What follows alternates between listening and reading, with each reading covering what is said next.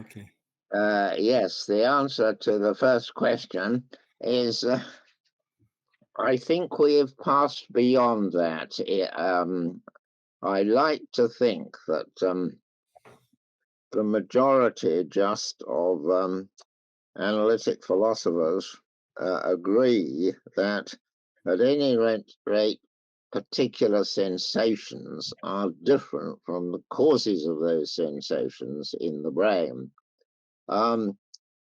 It seems so obvious to me that it doesn't even need an argument to show that, and I hope it doesn't need an argument to show that to you, because, well, you will know for example, the knowledge argument. Someone born blind can know everything that's going on in someone's brain, but they can't know what they're feeling or what their sensations are like. And this is because we have privileged access to our own sensations, in the sense that whatever knowledge someone else can have by looking at our brains and what we feel, we can look at our brains and know what and infer from that what we are feeling, but we know very much better than our brains can tell us what we are feeling. And what goes for sensations goes also for our current thoughts. It goes also for our intentions and for our beliefs and desires. And so if someone can't see that, then it's very difficult to know what would be an argument. It's so obvious. So I'm going to start from there, I'm afraid, and I think the majority of analytic philosophers are moving in that direction. So, wait a moment. There's an awful lot of questions there on the sheet. Now, the one at the top for me is, do we have episodes of consciousness when we are children, or is it whole? Well, certainly we have episodes of consciousness when we are children. And indeed, before we are children, I think, because what's going on in the brain for fetus after 6 months is feelings. Of course, we don't know what they are, but we, the outsiders, don't, and the fetus hasn't got the linguistic power to tell us, but there's good reason to suppose there are. So I pass on for that. Now, the next one down, apart from the one about Wittgenstein, are there changes in one's soul?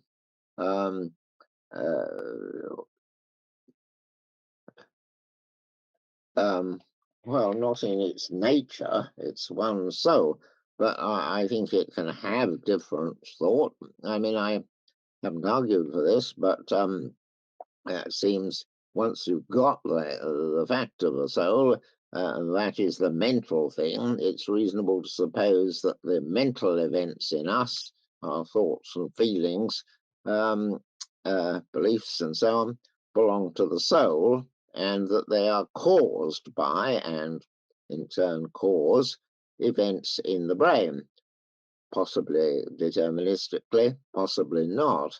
But you say, how do you explain the soul-body interaction?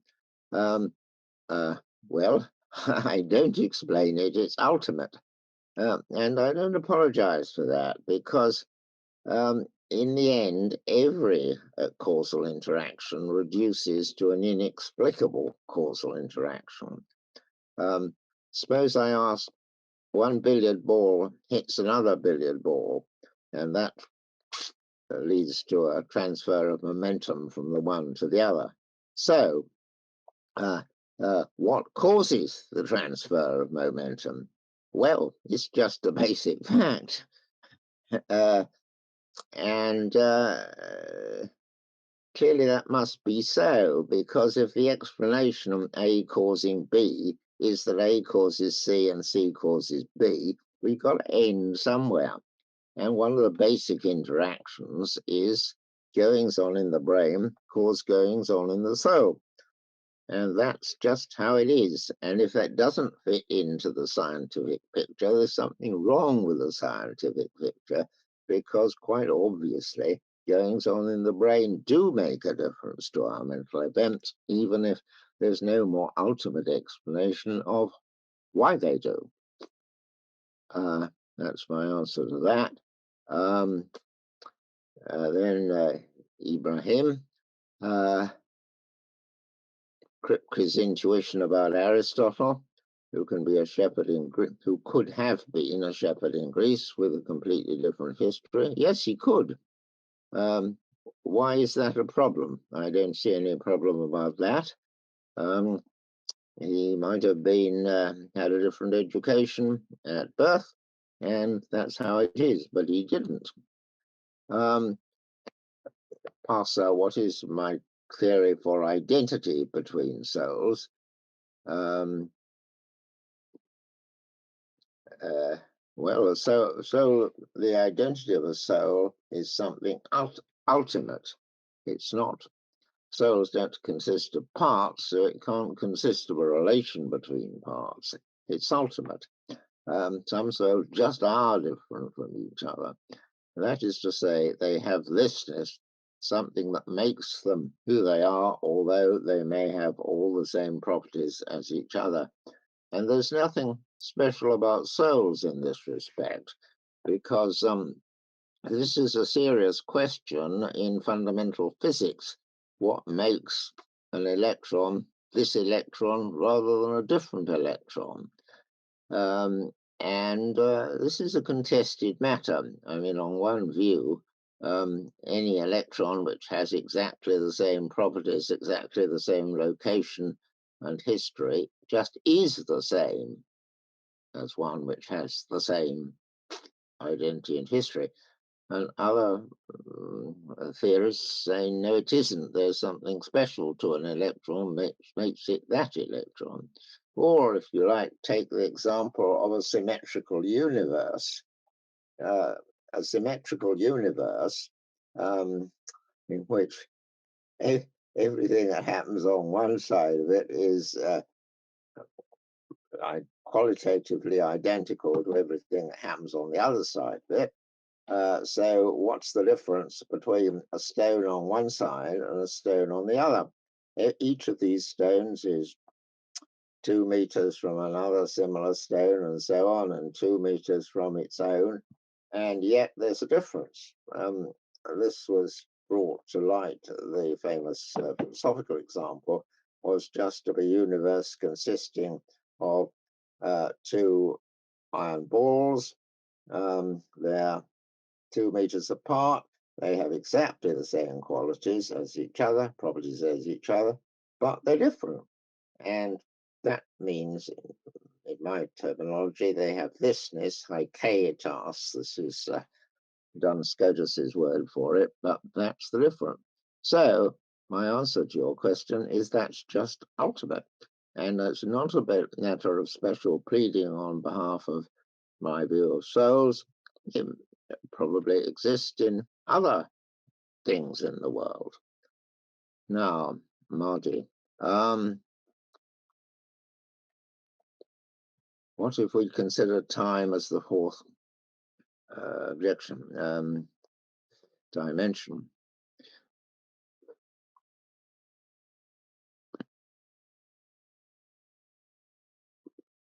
Well, suppose we do.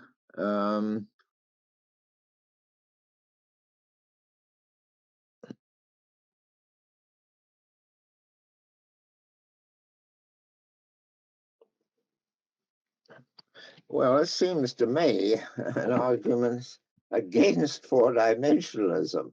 I am who I am, whatever happens to me subsequently. You can't say my identity is determined by what's going to happen next year. I am the person who's giving this lecture, whatever happens to me next year. And if your version of four-dimensionalism says it isn't, then ask you to consider whether this is perhaps counterintuitive. That may sound a bit quick, and I'm open to counter objections, but that's where I am on that. Now the next one, I don't know. It's only got a Persian name for who's giving it. I was wondering if assigning a separate soul might be philosophically redundant. No, indeed not. There are many, many things in the universe, even if it were only a physical universe. Many different particles in many different arrangements and so on. Soul is only another category. But there are many different souls, and they're different from each other. And unless you use that category, you're not going to describe everything in the world. Next question. Is our first memory when we become conscious? Well, rather later than that, I should have thought. I mean, earlier I said fetuses, the last stage before birth, are, in my view, conscious. But I doubt if they have memory in the sense of episodic memory. That is to say, I don't think they can remember that they had such and such an experience. This is something that comes later in our development and is not necessary for consciousness, though, of course, it's necessary for us to have a full life that we do have memories. Ibrahim again. Kripke's intuition about who can be a shepherd. Aristotle as a shepherd is Aristotle as a philosopher in the natural world with completely different history. But it seems that for you they are not the same. No, on the contrary, they are the same person. Aristotle's identity is constituted by Aristotle's soul, and that goes under normal circumstances with Aristotle's growing body.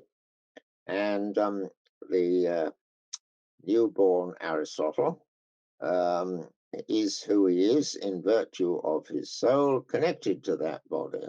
And that can have one actual history, or it can have another possible history. But it can only have one history. And one actual history, and that's what the questions are mainly concerned with. But it could have been different. Yes, sure. I'm not certain quite what the problem is, but you can come back to me. Fahid,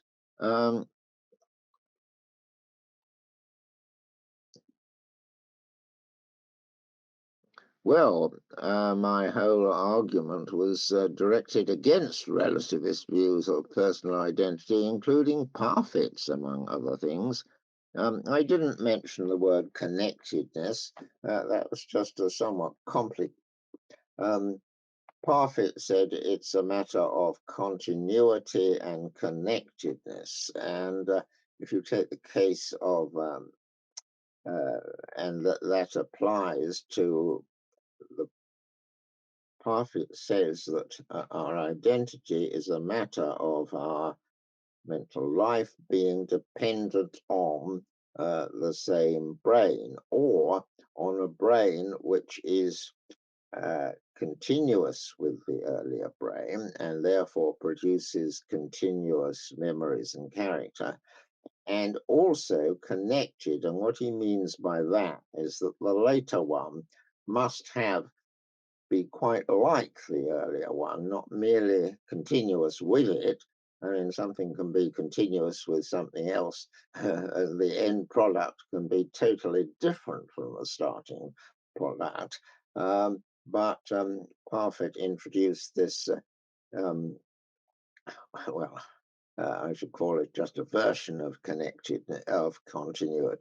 But exactly the same problems arise. I mean, how much connectedness do you constitutes identity? And that's why Parfit went over to started from the uh, the partial identity theory, which he called being survivors of. But this is just what I'm objecting to, that this can uh, the moment you have this notion of partial identity, then two persons can be partially identical with an original person. I don't think Parfit would object to that consequence being drawn, but it certainly follows, though one might be more similar, continuous than the other one. And once you get that, you've got to explain what constitutes that, what it is for someone to be 70% same as the earlier person, and a different person to be 30% the same. And I expounded two different ways in which you might spell that out. The first was that the earlier person has a mixture of experiences, which 70% are of the one sort and 30% of the other sort. But the objection was when you get to the later time, there is no person who has just that mixture. There's just someone who has all the bad experiences and someone who has all the good experiences. Or you might try and spell it out in terms of the later person is partly the same as the earlier person if it has part of the earlier person. And so you spell out the earlier person being the same as the later person in terms of a part of the earlier person being the same as the later person. But we're concerned with persons who have experiences, and the person at the earlier time who has experiences is one person. It's not the case that part of that person has one experience, part of another. There's just one person who has the experiences.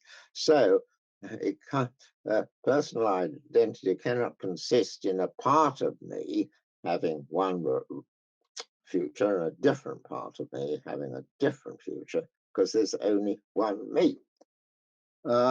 So down to uh, Marine, in your opinion, is consciousness an immortal energy? Um, I'm not very happy with that because my argument doesn't entail immortality. Um, I think it's compatible with it, of course. Um, and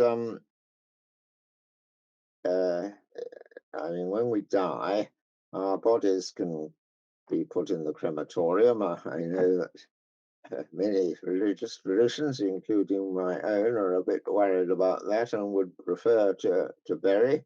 But clearly, some bodies are utterly destroyed either by a fire, which they occurred by accident, or by deliberate cremation. They are turned to energy.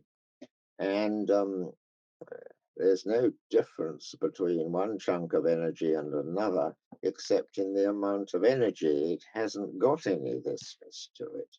So, if physicalism was right, it wouldn't be possible for us to survive death. But if we have two parts, and the part which makes us, the soul, is a mental part, nothing follows one way or the other from the destruction of the body. It may survive or it may not. I do happen to hold the Christian view that it does survive, but it needs further argument. But it's certainly compatible with the Christian and Islamic view that it survives. So I haven't argued for anything immortal, but it's certainly compatible with it. Is it right? The properties of yes, it is. To Parser, in my view, the properties of a soul are irrelevant to its identity. Yes. Oh, and then I've already answered the last one. Um, any more questions? Um, you sweep right through the questions with ease. I don't think we have any more questions. I think everybody asked their question in the chat box. Um, I think, yeah, uh, it was an honor having you here. Your arguments were very precise, um, and you answered every question with ease. And thank you so much. We hope you can see you in Iran in person in the near future.